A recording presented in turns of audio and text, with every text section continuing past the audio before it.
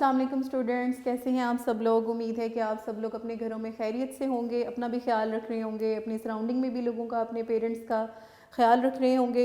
हम लोग जो है वो अपनी 10th की फ़िज़िक्स जो है उसको कर रहे हैं। लास्ट टाइम हम लोग जो है अपना चैप्टर नंबर 18 जो कि हमारा अपनी 10th की फ़िज़िक्स की बुक का लास्ट जो है हमारा चैप्टर है, that is about atomic and nuclear physics, इसको स्टडी कर रहे थे।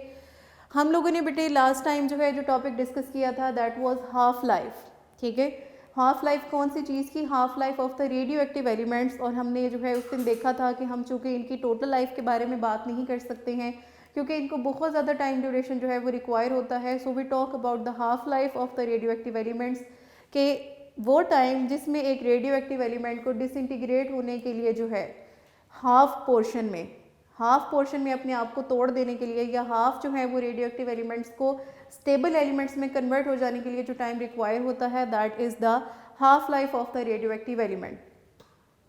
उस टॉपिक से रिलेटेड ही जो है वो हम आज एग्जाम्पल और न्यूमेरिकल्स जो है करेंगे। एग्जाम्पल 18.1 जो है वो हमारी रिलेटेड है, ठीक है, हाफ लाइफ से। और उसके बाद हमारे जो न्यूमेरिकल्स हैं जो कि स्मार्ट सिलेबस में इंक्लूडेड हैं 18.1, 18.2, 3, 5 और 7 which relates to our topic of the half life, उसको हम आज के टॉपिक में जो है वो कवर करेंगे इंशाल्लाह।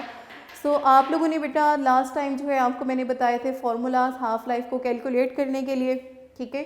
तो वो जो फार्मूलाज हैं हमारे उनको हम रिकॉल कर लेते हैं सो दैट न्यूमेरिकल्स को सॉल्व करने के लिए हमें जो है किसी डिफ़िकल्टी का सामना ना करना पड़े और हमें माइंड में भी आ जाए कि हमने लास्ट टाइम क्या पढ़ा था और हमने किस तरह से इन फार्मूलाज को यूटिलाइज़ करना है।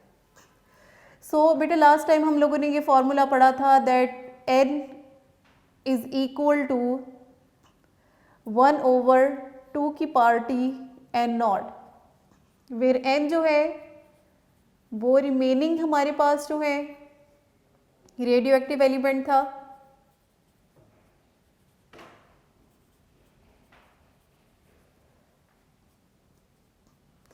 n नॉट जो है ये ओरिजिनल रेडियो एक्टिव एलिमेंट था हमारे पास, मतलब जिस वक्त हम एक्सपेरिमेंट अपना करना स्टार्ट करते हैं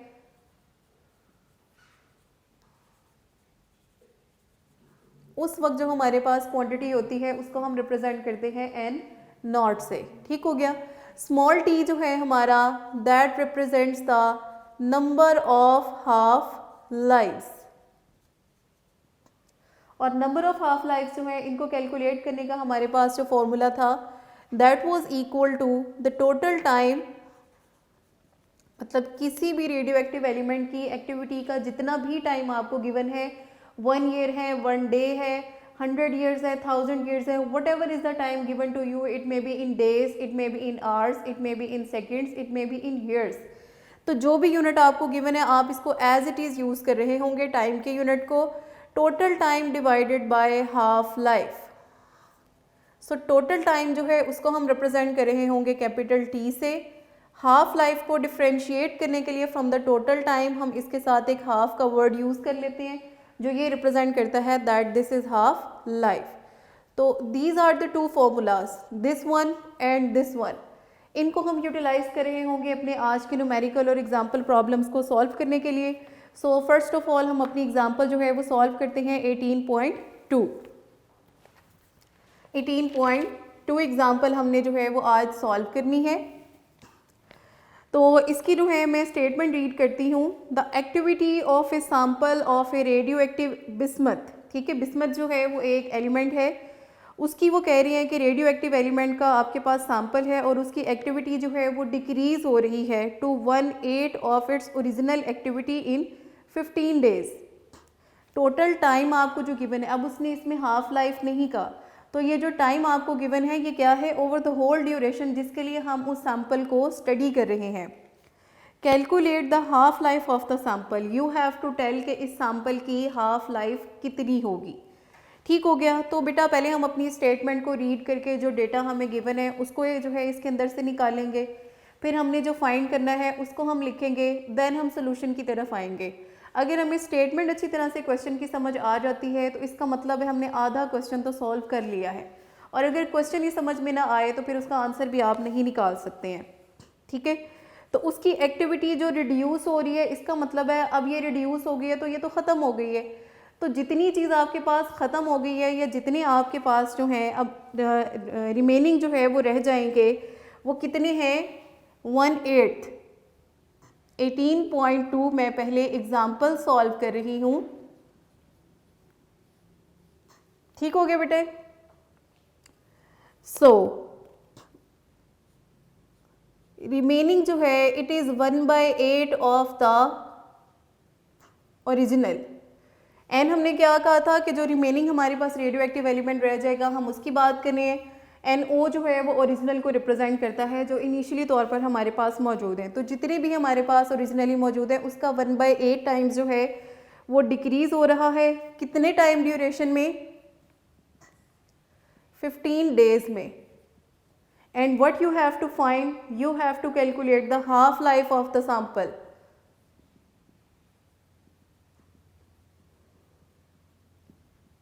ठीक है, तो ये जी जनाब हमें गिवन डेटा है, ये हमने फाइंड करना है। Then we come towards the solution.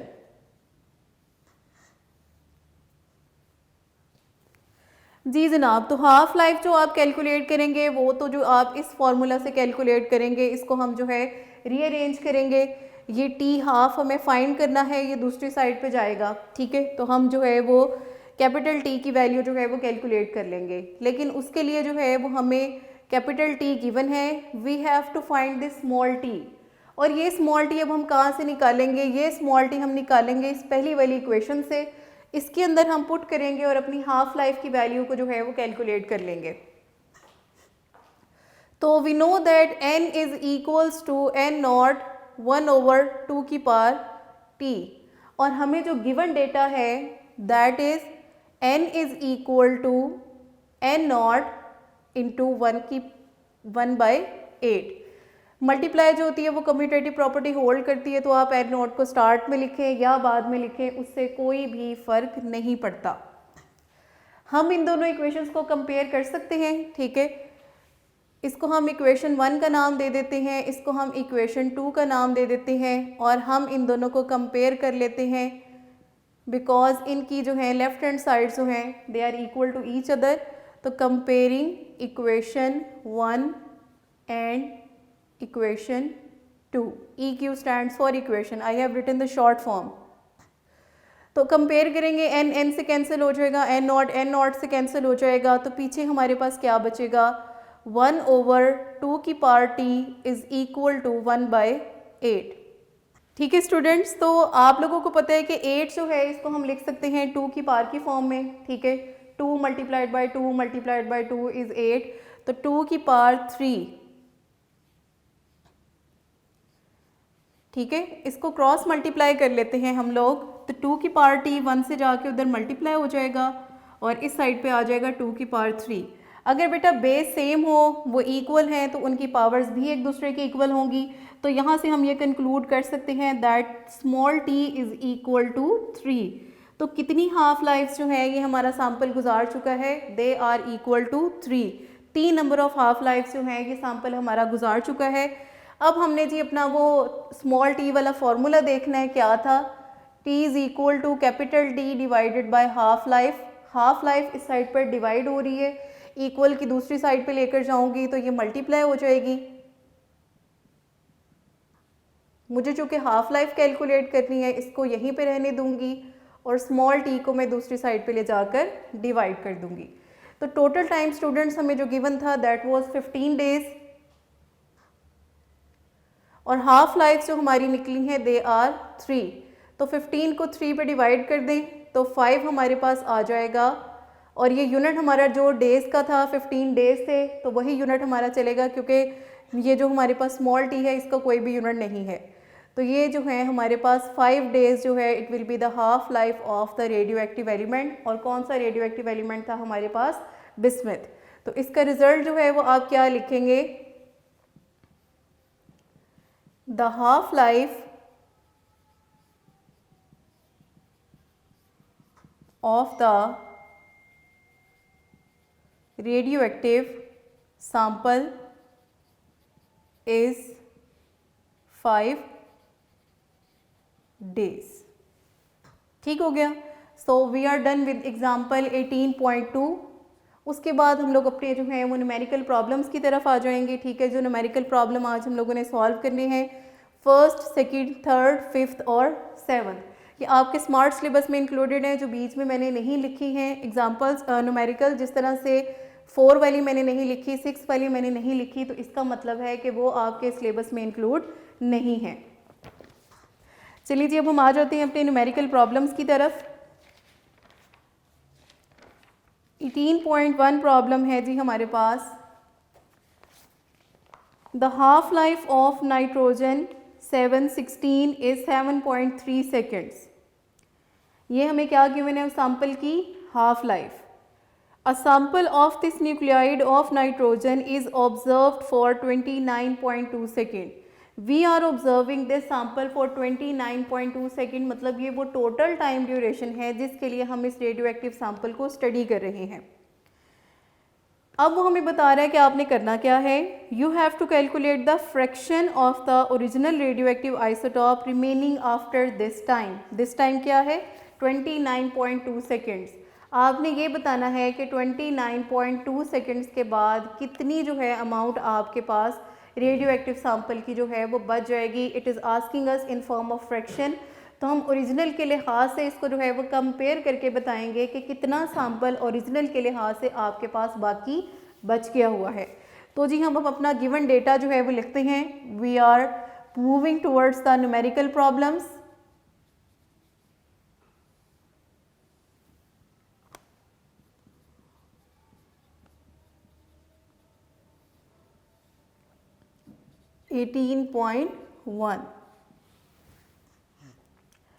Half life है जी 7.3 सेकेंड्स। तो हाफ लाइफ को आपको पता है कि उसका क्या सिंबल है T और साथ में हाफ, 7.3 सेकेंड्स। फिर टोटल टाइम जिसके लिए हम इसको ऑब्जर्व कर रहे हैं दैट इज 29.2 सेकेंड्स। और आपने फ्रैक्शन जो है वो बतानी है कि कितना ओरिजिनल जो है एलिमेंट आपके पास बाकी बच गया है।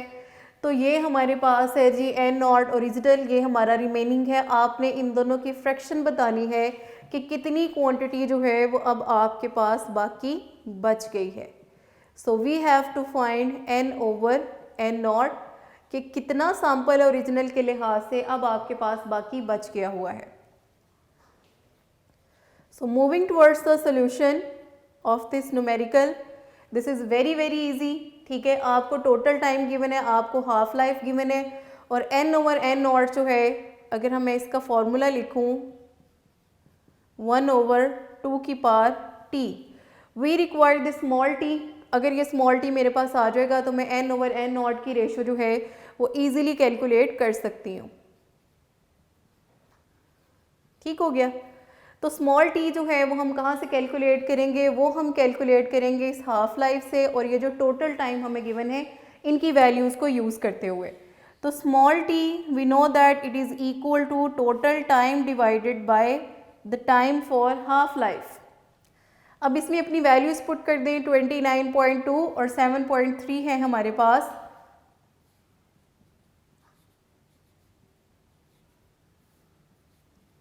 इसको आप डिवाइड करेंगे तो it will be equal to 4। तो स्मॉल t की वैल्यू हमारे पास आ गई है 4। इट मीन्स मेरा जो रेडियो एक्टिव एलिमेंट है वो 4 हाफ लाइफ्स गुजार चुका है। अब आपने ये फ्रैक्शन कैलकुलेट करनी है, तो इस इक्वेशन के अंदर जो है मैं इस स्मॉल t की वैल्यू को पुट कर दूंगी। तो n over n not is equal to 1 over 2 की पावर t है, और 2 की पावर t की जगह पे हम क्या लिख देंगे 4, और 2 की power 4 we know that it is equal to 16। तो ये हमारे पास आ जाएगी फ्रैक्शन जो बाकी बची हुई है। रिजल्ट बेटा आपने जब भी लिखना होता है ना, आप हमेशा अपनी बुक उठाएंगे, जो स्टेटमेंट उन्होंने आपसे पूछी हुई है, ठीक है। अगर उन्होंने फाइंड का वर्ड पहले लिख दिया, कैलकुलेट का वर्ड पहले लिख दिया, या व्हाट का वर्ड पहले लिख दिया है, उसको आप स्किप करके उसको एक जो है वो आप क्वेश्चन वाले सेंटेंस की बजाय एक सिंपल सेंटेंस की फॉर्म में जो है उसको आप लिख देंगे, ठीक है। तो यहाँ पे उसने हमें क्या कहा था, what fraction of the original sample will be calculate the fraction of the original radio active isotope remaining after this time. तो आप कैलकुलेट के वर्ड को छोड़ के आप लिखेंगे the fraction of the original radio active isotope left will be 1/16। ठीक है, तो इसी तरह से हम इसको लिखते हैं। अक्सर बच्चों को रिजल्ट लिखने में प्रॉब्लम होती है, उनको समझ नहीं आती कि हम किस तरह से इसको स्टेटमेंट की फॉर्म में लिखें। तो उन लोगों की सहूलत के लिए मैं ये बता रही हूँ दैट आप जो है वो सिंपल अपनी बुक की जो है वो लाइन उठाएं, जो आपका आंसर आया है इज़ लिख के अपनी वैल्यू लिखें and that's all for your result. The fraction of the original sample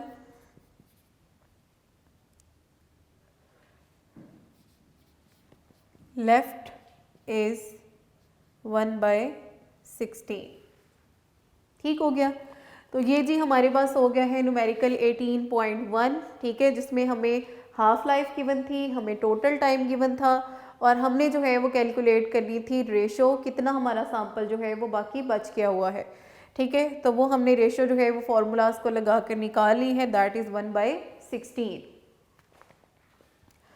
next जनाब हम लोगों ने करना है 18.2। These all numericals are similar to each other।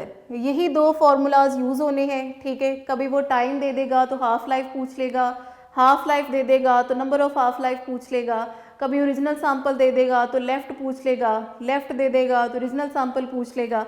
मतलब कान को कभी इधर से पकड़ लेना है, कभी उधर से पकड़ लेना है, कभी घुमा के पकड़ लेना है। यूज़ आपने यही दो फार्मूले ही करने हैं। ठीक है, Cobalt 60 is a radioactive element with half-life of 5.25 years. Again we are given the half-life. What fraction of the original sample will be left after 26 years? Same यही बात है, हाफ लाइफ गिवन है, टोटल टाइम गिवन है और fraction हमारे से पूछी है कि भाई कितनी बच जाएगी जो है आफ्टर 26 ईयर्स। सेम प्रोसीजर को हम फॉलो करेंगे, number of half lives calculate करेंगे, इसमें हम पुट करेंगे और अपनी ये फ्रैक्शन जो है इसको कैलकुलेट कर लेंगे। सो आई डोंट थिंक सो कि इसमें जो है वो आपको ज़्यादा इशू होना चाहिए।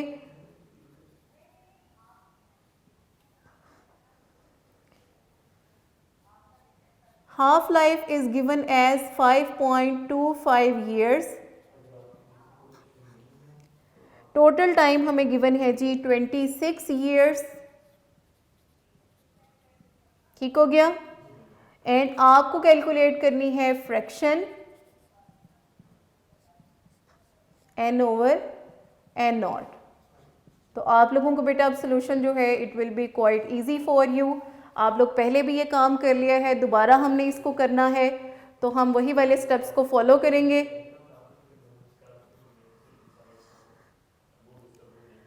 सो हम क्या करेंगे अब जी, हमें स्मॉल t की वैल्यू चाहिए and we know that small t is equal to capital T divided by half life.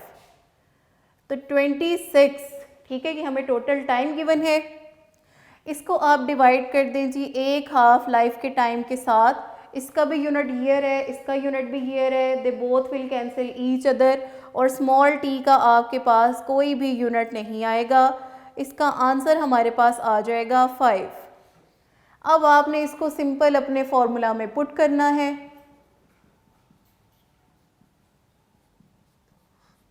n0 इस साइड पे आकर डिवाइड हो जाएगा, 2 की पावर 5 एंड 2 की पावर 5 इज़ 32। तो n/n0 इज़ 1/32। अब जी इसका रिज़ल्ट हम दोबारा अपनी बुक की लाइन जो है वो देखेंगे, जिसमें उसने हमसे कुछ पूछा हुआ है। उसने कहा था व्हाट फ्रैक्शन, व्हाट को जो है वो एक्सक्लूड कर दें, तो हम कहेंगे the fraction of the original sample left will be, कितना होगा भी जी हमारे पास 1/32।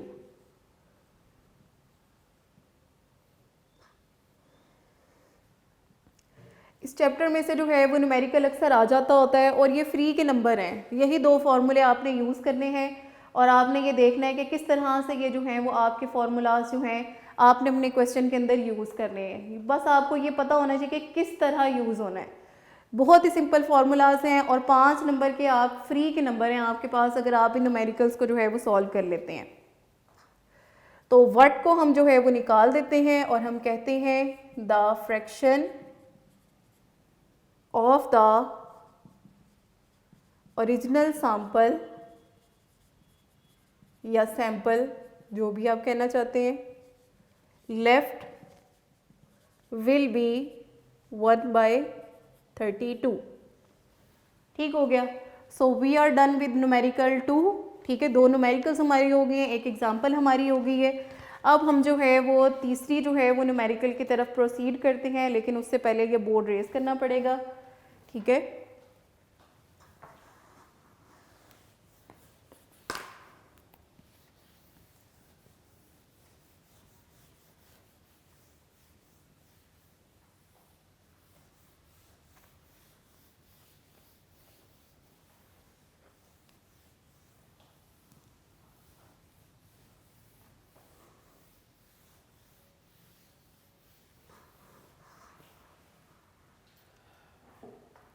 ठीक हो गया जी जनाब। 18.3 पे आ जाएं। ये भी कर लिया हमने, ये भी कर लिया, ये भी कर लिया। 18.3 कार्बन 14। ठीक है, कार्बन के 3 आइसोटॉप्स होते हैं, 12, 13, 14। उसमें जो 14 है ना वो रेडियो एक्टिव होता है। Has a half life of 5730 years. अच्छा बेटा, एक और इम्पॉर्टेंट बात, इसमें उन्होंने एलिमेंट के बारे में अगर कुछ बताया हुआ है ना, जिस तरह नाइट्रोजन है उसके साथ उसका एटॉमिक नंबर, एटॉमिक मास लिख दिया। ऊपर नाइट्रोजन वाला क्वेश्चन हमने किया था पहले वाला, उसमें उसका जो है atomic number, atomic mass given था। उसके बारे में आपने परेशान नहीं होना कि ये भी कोई वैल्यू गिवन है तो ये भी कहीं यूज़ होनी है या नहीं होनी है, उसको आपने भूल जाना है। वो जस्ट उन्होंने एक एलिमेंट का नाम दिया है, उसकी वैल्यू से आपको कोई कंसर्न नहीं है। आपको बस उनकी जो है वो क्वांटिटी से कंसर्न है कि पहले कितनी गिवन थी, अब कितनी रह गई है, कितना टाइम गुजर गया, कितनी हाफ लाइफ है, बस। उसके अलावा उस एलिमेंट के एटॉमिक नंबर, एटॉमिक मास से आपको कोई भी कंसर्न नहीं है, तो आपने उसको देखकर परेशान नहीं होना। हाउ लॉन्ग मतलब कितना टाइम ड्यूरेशन, कितना टाइम आपको रिक्वायर है। It take for the quantity of carbon 14 in a sample to drop to 1/8 of the initial quantity. आपने ये बताना है कि कार्बन को अपनी इनिशियल क्वांटिटी का 1/8 तक ड्रॉप करने के लिए कितना टाइम रिक्वायर होगा। ओरिजिनल जितना भी आपको गिवन है आपको नहीं पता, जितना वो रह गया है वो 1/8 है। आपको क्या बताना है कि इसको कितना टाइम लगेगा, टोटल इसको कितना वक्त जो है वो लगेगा जब ये अपनी ओरिजिनल क्वांटिटी से उसका 1/8 टाइम्स जो है वो ड्रॉप कर जाएगा। तो जी हम अपना डेटा लिख लेते हैं इसके अंदर जो हमें गिवन है।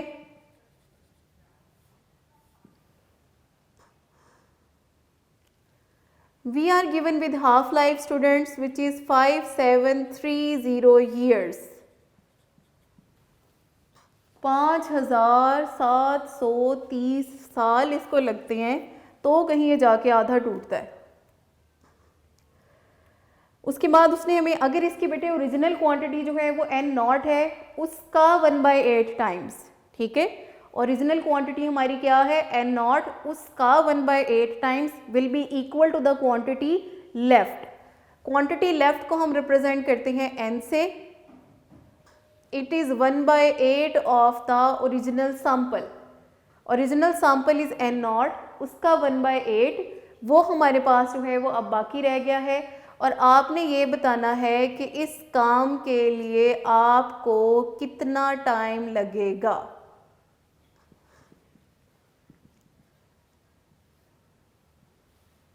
तो हाफ लाइफ गिवन है, टी गिवन है, आपको number of half life require हैं ताकि आप ये वाला फॉर्मूला जो है वो यूज़ कर सकें अपना। ठीक हो गया, तो जनाब अपना फॉर्मूला लिख लें, n is equal to n0 into 1/2 की पावर टी। इसको और ये जो गिवन है हमें which is n is equal to 1/8 of n0, इन दोनों को हम जी करेंगे कंपेयर। इसको इक्वेशन 1 का नाम दे देते हैं, इसको हम नाम दे देते हैं इक्वेशन 2 का।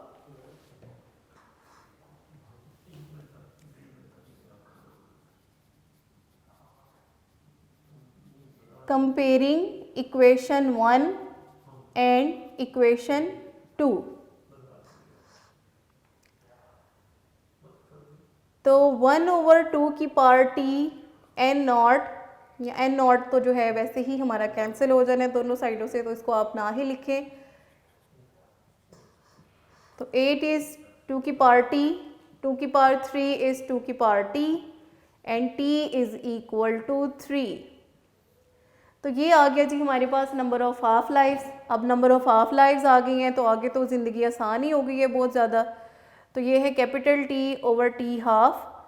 तो हमें तो चाहिए जी कैपिटल T, इसको हम इधर ही रहने देते हैं। ये हाफ लाइफ इधर डिवाइड हो रही है, दूसरी साइड पे जाकर मल्टीप्लाई हो जाएगी।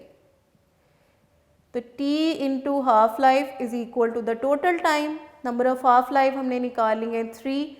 हाफ लाइफ हमें जो है वो कितनी गिवन है 5730 ईयर्स। इसको जी हम मल्टीप्लाई कर लेते हैं 17190, और ये चूँकि हमें गिवन कौन से यूनिट्स में है ईयर्स में, तो ईयर्स को आप एक नंबर से मल्टीप्लाई करेंगे तो यूनिट विल रिमेन सेम। तो it capital T which is the total time will be 17190 years. तो इसका जी हम रिजल्ट लिख लेते हैं। अगर आप इसको साइंटिफिक नोटेशन के अंदर कन्वर्ट करना चाहते हैं स्टूडेंट्स, तो वी नो दैट कि साइंटिफिक नोटेशन में हम अपनी 10 की पावर की फॉर्म में अपने जो है वो ऑर्डिनरी फॉर्म को लिखते हैं, जिसमें एक ऐसा डिजिट जो कि 1 और 10 के मिड में होता है, बीच में कहीं पे भी हो सकता है। उसके बाद जो है वो हम अपना डेसिमल प्लेस करते हैं और काउंट कर लेते हैं कि कितने नंबर ऑफ़ ज़ीरोज़ जो हैं वो हमारे पास बनेंगी। तो capital T is equal to, ये पहला डिजिट ही हमारा 1 है, तो इसके बाद हमारा डेसिमल आना चाहिए। वी आर मूविंग 1 2 3 4 प्लेसेस हम अपने डेसिमल को मूव करवा के ला रहे हैं। ये सारी बातें आप लोगों को ऑलरेडी पता हैं। तो 1.1719 या इसको आप 1.72 भी जो है वो कर सकते हैं इंटू 10 की पावर 4 ईयर्स।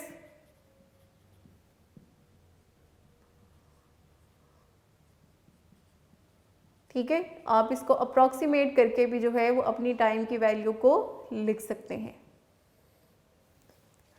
तो उसने हमें क्या कहा था, how long it will take, तो हम जो है वो लिखेंगे it will take for the quantity of carbon 14 in a sample to drop to 18 is 1.72 into 10 raise to power 4 years.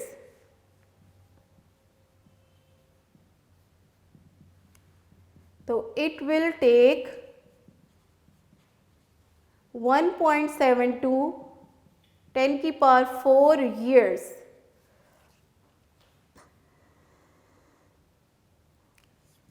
for the quantity of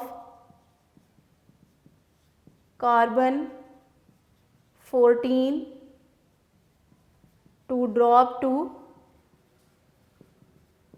1/8 of n not. Initial quantity की बजाय मैंने N not जो है उसका symbol use कर लिया है।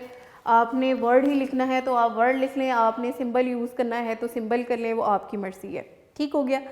तो ये है जी हमारे पास एग्जाम न्यूमेरिकल प्रॉब्लम 18.3, ये हमारा हो गया। ठीक है, जिसमें हम लोगों ने जो है टोटल टाइम कैलकुलेट किया है। 1 और 2 में हमने फ्रैक्शन कैलकुलेट की थी, उसमें हमें टोटल टाइम गिवन था, हाफ लाइफ भी गिवन थी। इस क्वेश्चन में हमें हाफ लाइफ गिवन थी और वो क्वांटिटी गिवन थी बाय द अमाउंट जितनी वो ड्रॉप हो चुकी है। ठीक है, और हमने कैलकुलेट करना था कि कितना टाइम इसको लगा गया है इतनी क्वांटिटी को ड्रॉप होने के लिए। तो 18.5 देखते हैं जी।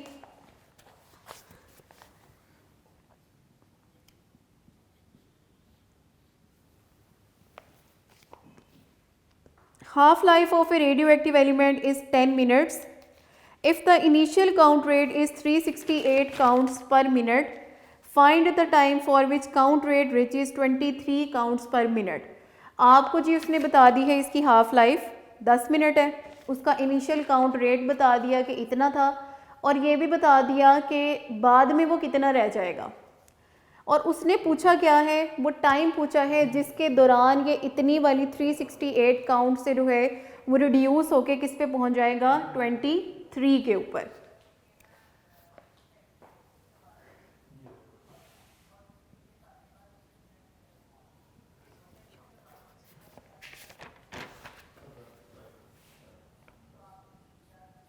तो हाफ लाइफ हमें गिवन है जी इसकी 10 मिनट्स।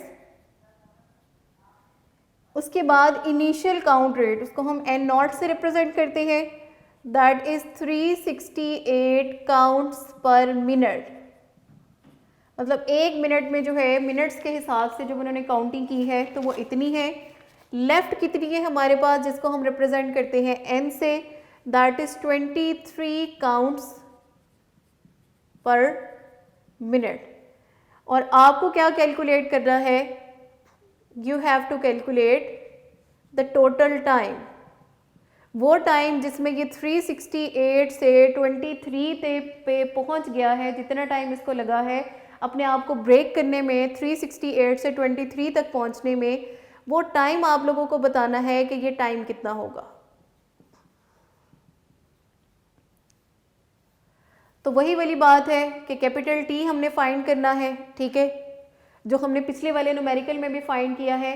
लेकिन इसमें और उसमें डिफरेंस सिर्फ क्या है कि उसमें जस्ट उसने आपको ये बताया था that by how much amount it is reduced, और इसमें उसने आपको खुद से बता दिया है कि n की क्या वैल्यू है और n नॉट की क्या वैल्यू है।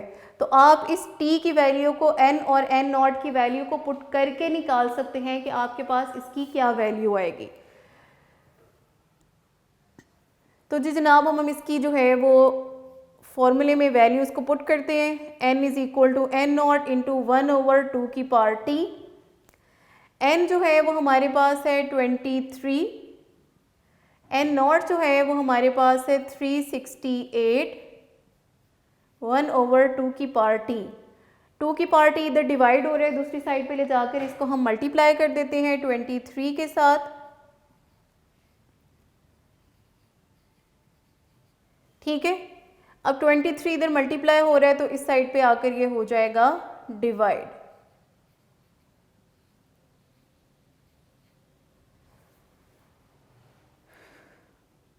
ठीक है, तो अब जी हमने इसको क्या करना है, अब हमने 23 को 368 के ऊपर जो है वो डिवाइड कर देना है और देखना है कि हमारी क्या वैल्यू आएगी। आप अपने कैलकुलेटर्स उठा लें और इसको डिवाइड कर लें। जब आप इसको डिवाइड करेंगे तो आपके पास इसका आंसर आएगा 16, ठीक है। 23 को 368 के ऊपर आप डिवाइड करें तो हमारे पास आ जाएगा आंसर 16। यहाँ से आप जो है 16 को लिख सकते हैं एज 2 की पावर 4। तो जब बेस सेम होती है तो पावर्स भी सेम होती हैं। मैथमेटिक्स का रूल हम इसके ऊपर अप्लाई करते हैं। तो small t will be equal to 4 और कैपिटल T जो है वो हम निकालेंगे बाय द फॉर्मूला, तो t into half life is the total time, 4 into 10 minutes, तो ये हो जाएगा 40 मिनट्स। इसको हम जी प्रॉपर फॉर्म में अरेंज करके लिख लेते हैं तो इट विल बी 40 मिनट्स। तो इसका रिजल्ट हम क्या लिखेंगे, the time for which the count rate reaches 23 counts per minute is 40 minutes.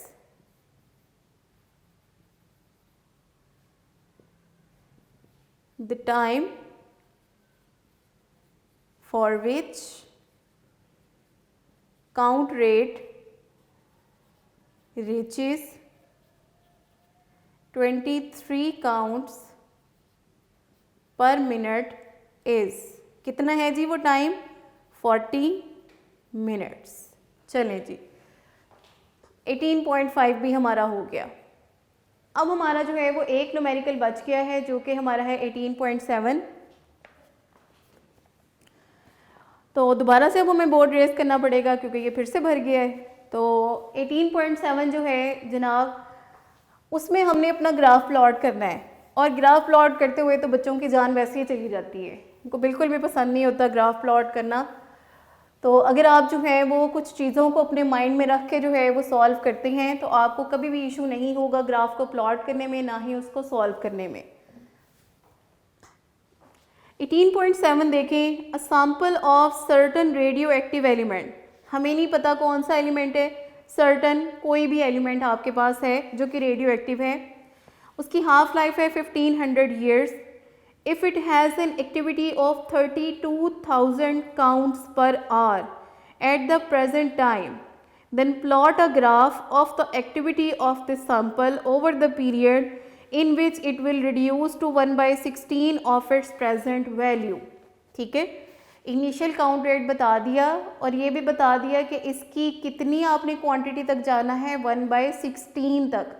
और 1/16 तक जब तक आपने पहुंचना है उस तक जो वैल्यू आपके पास आएगी उसका आपने ग्राफ प्लॉट कर देना है, ठीक है। तो वो जी हम देख लेते हैं कि हमने क्या करना है। आपके पास हाफ लाइफ इसकी जो है वो सैंपल की गिवन है,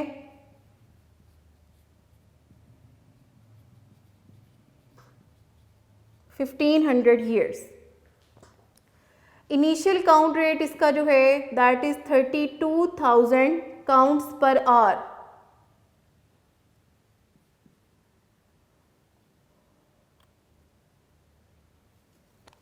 लेफ्ट ये कितना होगा, 1/16 ऑफ द ओरिजिनल सैंपल, ठीक है। प्रेजेंट वैल्यू n नॉट है तो n नॉट का 1/16 जब ये हो जाएगा तो आपने कैलकुलेट करना है कि n जो है उस वक्त हमारे पास बाकी रह जाएगा, और जब तक ये इतना रह जाएगा इस वैल्यूज़ के लिए आपने अपने जो है वो ग्राफ को प्लॉट करना है।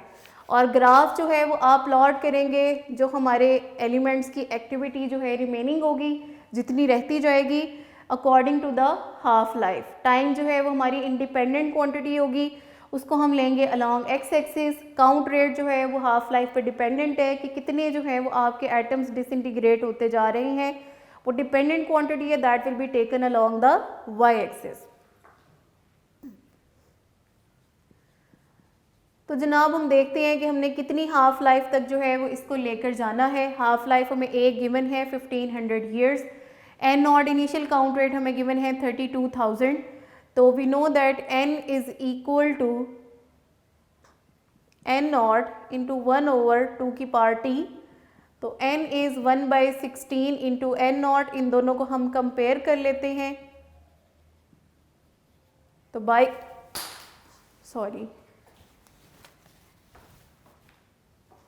कंपेयरिंग, ठीक है, इनको हम कंपेयर करेंगे तो 1/16 इज इक्वल टू 2 की पावर t। तो 2 की power t is equal to 16, 2 की पावर 4। तो नंबर ऑफ हाफ लाइफ जो ये गुजार चुका है वो 4 है। तो मतलब आपने 4 हाफ लाइफ तक जो है इसकी वैल्यू को जो है वो बताना है कि ये कितनी रह जाएगी। तो पहले हम ये निकाल लेते हैं, जब वैल्यूज़ हमारे पास आ जाएंगी देन हम उसका ग्राफ जो है वो प्लॉट कर लेंगे। तो हम जी निकालते हैं इनिशियल काउंट रेट जो हमारे पास है n not, that is 32,000 counts per hour. तो नंबर ऑफ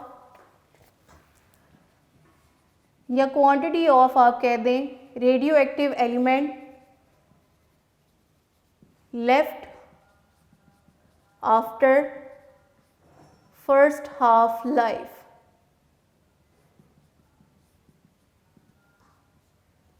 T1 हो जाएगा, ठीक है, T1 हो जाएगा। तो इंटू n नॉट 32,000, तो it will B 16,000 counts per hour पहली हाफ लाइफ गुजरने के बाद, ठीक है। T1/2 पहली हाफ लाइफ गुजरने के बाद जो आपके पास बच जाएंगे number of remaining radio active elements, वो हमारे कितने हो जाएंगे 16,000। उसके बाद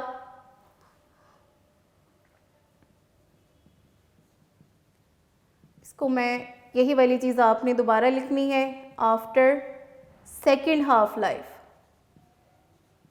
ठीक है। दूसरी हाफ लाइफ गुजरने के बाद हमने 4 तक जाना है, हमने निकाली है ना T4, तो हमने 4 हाफ लाइफ तक देखना है कि हमारा काउंट रेट जो है वो कितना बच जाएगा।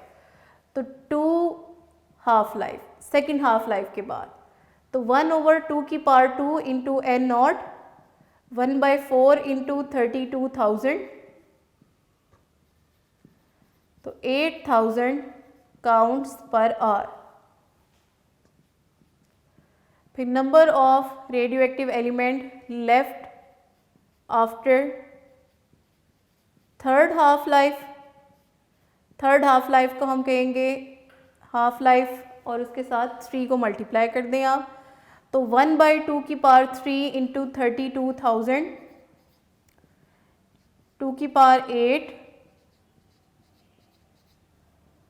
तो it will B 4000 counts per hour.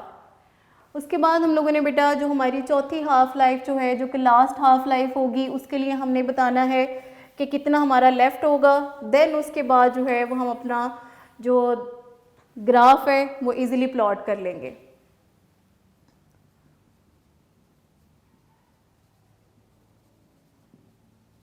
Left after fourth half life. ये बेटा आप ये पहली वाली लाइन पे मैंने लिखी हुई है पूरी वैल्यू, तो वो आप जो मैंने ये इसको कर दी है ना कि एज कॉन्टिन्यूड जो आपका पीछे लिखा हुआ है वो आप देख के लिख लीजिएगा, या आप खुद आप भी ऐसे लिख देंगे तो कोई मसला नहीं है।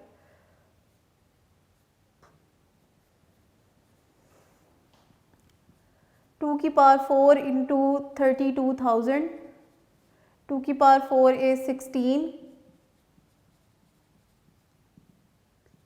2000 काउंट्स पर आवर। अब आप लोगों ने बेटा देखना है, आपकी मैक्सिमम वैल्यू है 32,000 और आपकी मिनिमम वैल्यू है 2000। आपने इसके हिसाब से जो है वो अपने ग्राफ की वैल्यू को जो है वो प्लॉट कर लेना है। तो ग्राफ में आपको पता है दो एक्सिस होते हैं, एक एक्स एक्सिस और एक वाई एक्सिस। ये एक्स एक्सिस है, ये वाई एक्सिस है। अब यहाँ पर एक्चुअल तो मेरे पास वैल्यूज़ नहीं है क्योंकि ग्राफ के अंदर बॉक्सेस वगैरह बने होते हैं, हम एक अप्रॉक्सीमेट ग्राफ ही जो है वो ड्रॉ करेंगे। एक्स एक्सिस पे हमारे पास क्या होगी, हाफ लाइफ, ठीक है। और ये हाफ लाइफ हम चूँकि आवर्स के हिसाब से जो है वो कैलकुलेट कर रहे हैं, तो इसका यूनिट हम क्या लिखेंगे, आर। इस साइड पर हमारे पास है काउंट रेट, ठीक है, कि कितने हमारे पास इनिशियली मौजूद था, कितना आपके पास बाकी बच गया। ज़ीरो टाइम पे जब हमने स्टार्ट किया था तो आपके पास वैल्यू कितनी थी, 32,000, ठीक है। उसके बाद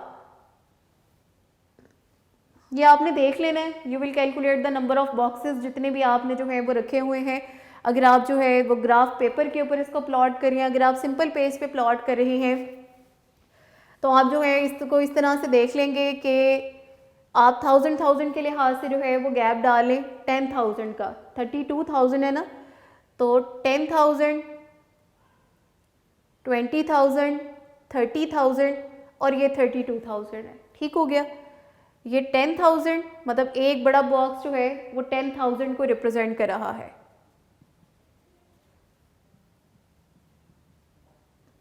ये 30,000 है और ये जो ऊपर वाला है ये 32,000 को रिप्रेजेंट करिए वैल्यू मेरी। When time t is equal to 0, उसके बाद ये पहली हाफ लाइफ गुजरी, ये दूसरी हाफ लाइफ गुजरी, ये तीसरी हाफ लाइफ गुजरी। मतलब एक आपका जो एक्स एक्सिस वाली साइड पे बड़ा बॉक्स होगा वो एक हाफ लाइफ को रिप्रेजेंट कर रहा होगा, पहली, दूसरी, तीसरी और ये चौथी हो गई। अब जी पहली हाफ लाइफ के बाद जितना हमारे पास रेडियो एक्टिव एलिमेंट बाकी बच गया था दैट वाज 16,000। अब 16,000 कहाँ पर आएगा, ये 10, उसका सेंटर 15, यहाँ पे कहीं 16 होगा, ठीक है। इसको आप इस लाइन को जो है वो आगे की तरफ बढ़ाएंगे, यहाँ से हम हाफ लाइफ वाली लाइन को बढ़ाएंगे, जहाँ पर ये दोनों इंटरसेक्ट करेंगे वो हमारा पॉइंट होगा ये पहली हाफ लाइफ का, कि जब आपका टाइम जो है वो फर्स्ट हाफ लाइफ के इक्विवेलेंट गुजर चुका है तो आपका काउंट रेट है 16,000, यहाँ पे आपकी वैल्यू है 16,000। सेकेंड हाफ लाइफ के बाद वो कितना है जी 8,000। अब ये 10 है, ये 9 और यहाँ पर 8 होगा हमारा, ठीक है। ये 8,000 यहाँ पर हमारी वैल्यू होगी, ये यहाँ पर मिलेगा ये, ठीक है। उसके बाद तीसरी हाफ लाइफ पे 4,000 है, तो इनका, इसका और इसका मिड, ये 5, ये 4 होगा। अब आपके पास तो ग्राफ पेपर होगा, आप तो वहाँ पे लाइंस को काउंट कर लेंगे ना कि जहाँ पे 4 लाइनें बन रही होंगी तो वो 4,000 बन जाएगा। यहाँ पे नहीं है तो मैं अप्रॉक्सीमेशन जो है वो यूज़ कर रही हूँ, ठीक है। तो जी ये इधर ये वाला पॉइंट बन जाएगा। तो चौथी हाफ लाइफ के बाद क्या है जी 2,000, तो ये 4 है, ये 1 है और ये 2 है। ओए होए सीधा हो गई, ये लें जी जनाब। अब ग्राफ कैसे बनता है, जब आप सारे पॉइंट्स को आपस में जोड़ देंगे तो वो हमारे पास बन जाएगा ग्राफ। ये पहला पॉइंट, अब ज़रूरी नहीं है इसको आपने यूँ सीधी लाइन में जोड़ना है, आपने इन पॉइंट्स को बस मिलाना है, वो जैसे भी मिल रहे होंगे। देखें, इनिशियली तौर पर इट इज़ वेरी स्लोपी, क्योंकि इनिशियली बहुत ज़्यादा जो है वो एटम्स आपके डिसइंटीग्रेट हो रहे हैं, इनिशियल पे डिपेंडेंट है, इनिशियल ज़्यादा है तो टूट भी ज़्यादा रहे हैं। फिर आहिस्ता आहिस्ता इनिशियल कम होते जा रहे हैं तो टूटने वाली क्वांटिटी जो है वो भी कम होती जा रही है, और एंड में ये लाइन आके ऑलमोस्ट कांस्टेंट होती जाएगी, क्योंकि अब जो है जो क्वांटिटी हमारी ड्रॉप हो रही होगी वो बहुत ज़्यादा स्मॉल होगी। तो ये हमारे न्यूमेरिकल्स हैं जो आज हमने करने थे। I hope you understand them. अगर इनसे रिलेटेड कहीं पे भी आपको कोई भी क्वेश्चन हो, कोई डिफ़िकल्टी हो, तो आप मेरे से पूछ सकते हैं। इस ग्राफ को आपने ज़रूर बेटा जो है वो करना है, ताकि कोई भी इशू ना रहे आपको ग्राफ के पेपर के ऊपर इसको ड्रॉ करने में, या अपने पेज पे भी ड्रॉ करना है तो आपने इसकी प्रैक्टिस ज़रूर करनी है। सी यू नेक्स्ट टाइम स्टूडेंट्स, अपना ख्याल रखिएगा बहुत ज़्यादा, और आपसे इंशाल्लाह अगले लेक्चर में मुलाकात होती है। अल्लाह हाफ़िज़।